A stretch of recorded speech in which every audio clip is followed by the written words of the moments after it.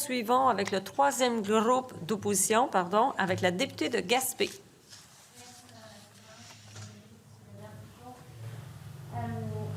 Je comprends là, que l'Investissement Québec a bénéficié d'une bonne conjoncture pour 2020-2021. Certes, c'est pas la même situation pour tous, pour tout le monde. Il y a plusieurs entrepreneurs par dizaines, centaines qui ont vu leurs investissements partir en fumée, se volatiliser complètement. Dans les explications que j'ai eues de M. Leblanc, j'ai cru comprendre que, la bonification des salaires était en partie due au fait qu'on avait aidé ces entrepreneurs-là. Mais ma question est très sur le plan humain. N'aurait-on pas pu attendre, reporter d'un certain temps pour une période X cet octroi de boni-là? Lorsque je suis entré en fonction en avril 2019, il est apparu clair qu'il fallait faire du recrutement de certaines spécialités pour être capable de livrer le mandat qu'on nous avait confié. Et donc, ces gens-là ont été embauchés sur la base de ce qui avait été entendu, c'est-à-dire qu'il y aurait, comme dans beaucoup d'institutions, un régime basé sur la performance, avec un salaire de base, mais aussi la possibilité d'aller chercher des sommes additionnelles basées sur la performance.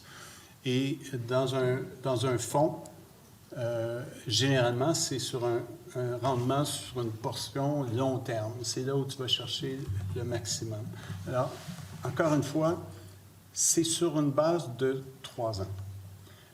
Il n'y a rien qui a été versé en 2019-2020, il n'y a rien qui a été versé en 2020-2021 et il n'y a rien qui sera versé avant 2022-2023. Alors, on le calcule, on va voir qu'est-ce que ça va donner sur une base de 3 ans. Je vous ai dit que dès le moment où un des objectifs, un des indicateurs de performance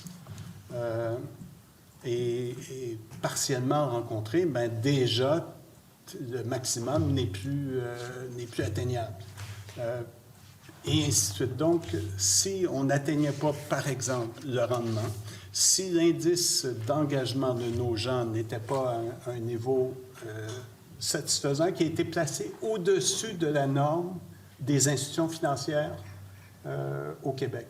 Alors, on s'est fixé des objectifs ambitieux. Ce n'est pas ce qui me fatigue un peu de la couverture médiatique, c'est qu'on fait toujours référence au maximum. Mais ce maximum est extrêmement difficile. Je fais référence au timing, M. Leblanc. Je fais vraiment référence au timing ici. C'est pour ça que la question vraiment était sur le report. Je ne questionne pas les compétences de ces gens-là. Je comprends qu'on les a engagés pour de bonnes raisons. Je suis certaine de ça. Mais c'est dans le timing, alors que nos entreprises sont au bord du gouffre. Je n'ai pas cru comprendre exactement. Là. On en a fait l'annonce, donc, mais ce que je comprends, c'est que ce sera reporté tout de même. Il n'y a rien qui va être versé dans la bonification à long terme. Il n'y a rien qui va être versé cette année ou qui a été versé l'année dernière.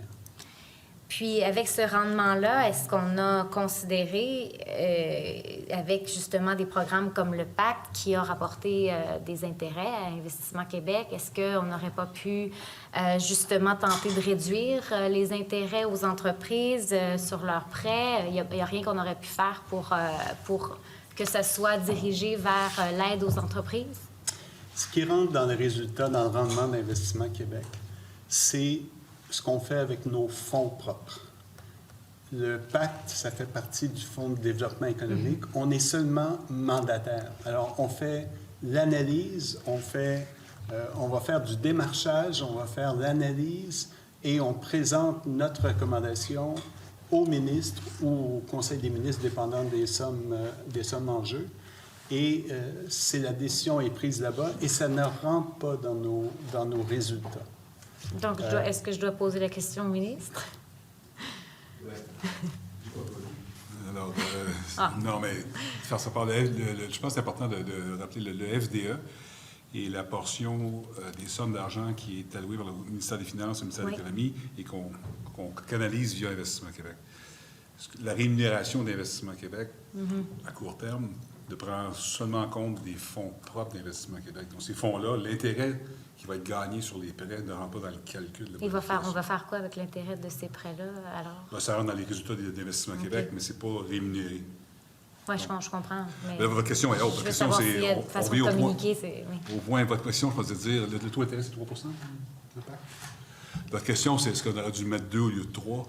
Écoutez, je pense que le taux est quand même raisonnable. Je pense que l'enjeu pour les PME à l'époque et les grandes entreprises, c'était accès à la liquidité, comme M. Blanc a mentionné. Donc, il n'y a pas grand monde qui ont critiqué le 3 Je ne sais pas s'il y en a eu. Ce n'est pas un taux qui est usurier. Puis comme on a toujours dit aussi, puis on a parlé ce matin, je pense, on va être flexible. Si les entrepreneurs ont de la difficulté à repayer, que ce soit M. Leblanc, son équipe, ou les gens du Investissement Québec, ou les FLI, on va s'asseoir avec les entrepreneurs, on va regarder ce qu'on va faire. On n'ira pas... on ne sera pas des brutes pour se faire repayer selon un échéancier. D'ailleurs, on l'a vu dans la RAM, on l'a reporté au mois de septembre, puis on le reportera encore s'il faut. Sur un tout autre sujet, la mine de la Corne en Abitibi, North American Lithium, est sous la protection de ses créanciers depuis plusieurs années. Investissement Québec a confié à Raymond Chabot le mandat de mener un processus d'appel d'offres. C'était dans l'objectif de trouver un consortium disposé à racheter les actifs puis à opérer la mine. Le processus a été repris 3 fois, si je ne m'abuse. On n'a pas exactement les raisons de cette reprise-là. Et au terme du 3e appel d'offres, Raymond Chabot a récemment déposé son rapport. Il y a une recommandation, mais on n'a toujours pas d'annonce qui est faite. Est-ce que c'est parce qu'aucune offre était satisfaisante pour le ministre? Oui, écoutez, je vais laisser Guy parler du processus. Peut-être de la recommandation de Raymond Chabot pour commencer. Bien, ça, on n'est pas là encore. Premièrement, Raymond Chabot n'est pas engagé par Investissement Québec. C'est Mandaté. Non, mais c'est un processus légal de dépôt sur la LAC. Donc, il y a un juge, il y a un contrôleur qui est nommé. Donc, c'est eux qui sont indépendants des créanciers. Il y a 2 créanciers garantis. Il y a nous et CATL, la compagnie chinoise. Donc, il y a un processus. Ça a pris 3 fois parce que c'était complexe. Il y a eu 6-8 offres. C'était pas conforme. Alors là...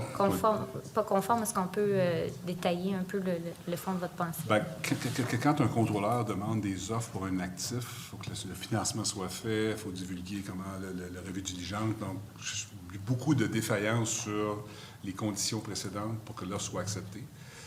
Comme on veut une résolution, on a accepté avec CATL de reporter l'échéancier 2 reprises. Là, je pense qu'on est dans la finalité. Il y a eu des gens qui ont été sélectionnés. Mais il y a une recommandation du rapport. On est proche, là. Je pense qu'on va peut-être pouvoir annoncer quelque chose, on espère, d'ici quelques semaines. Puis est-ce que je comprends qu'on n'aura pas la recommandation, mais est-ce que va être suivi par... Oui, d'ailleurs, ça donnait un très, très bon point. Je pense que beaucoup a été écrit récemment sur, c'est quoi le processus décisionnel? Il faut comprendre que c'est un processus légal. Donc, ce sont le juge et le contrôleur qui sont responsables d'évaluer les offres. En bout de piste, évidemment, les créanciers garantis doivent l'accepter, dans la mesure où l'offre va être inférieure aux créances, ce qui va être le cas, là. Alors, mais c'est le contrôleur qui décide ou qui légifère qui est finaliste. Et quand il y a un finaliste qui est choisi, là, les créanciers garantis peuvent, entre guillemets, finaliser avec eux. Donc, on est là-dedans présentement. OK, donc on ne peut pas avoir le dépôt du rapport. Il ne sera pas, de ce que je comprends, le ministre ne veut pas le dévoiler. À ce stade-ci, puis quand on annoncera la transaction, je verrai si on peut le faire, peut-être m'aider. Généralement, on ne divulgue pas, mais il y a eu beaucoup d'éclats ici. Alors peut-être qu'on verra si on peut divulguer les noms. Et les critères qui ont mené à un choix. Oui. Oui, mais la séquence, c'est vraiment, il y a, comme le ministre a dit, il y a 2 créanciers garantis, dont nous. Et ensuite, le contrôleur, qui est Raymond Chabot, fait sa recommandation à la Cour. Oui. Et là, le juge, compte tenu, généralement, il faut que les créanciers garantis aient été couverts, puis ensuite voir s'il y a des surplus pour l'ensemble des créanciers ordinaires, et ainsi de suite, de 2e rang. On n'est pas rendu là encore, mais on est sur le point de. Alors, ça devrait être annoncé là, d'ici ces quelques jours ou quelques semaines. Parfait. Alors, c'est tout pour l'échange.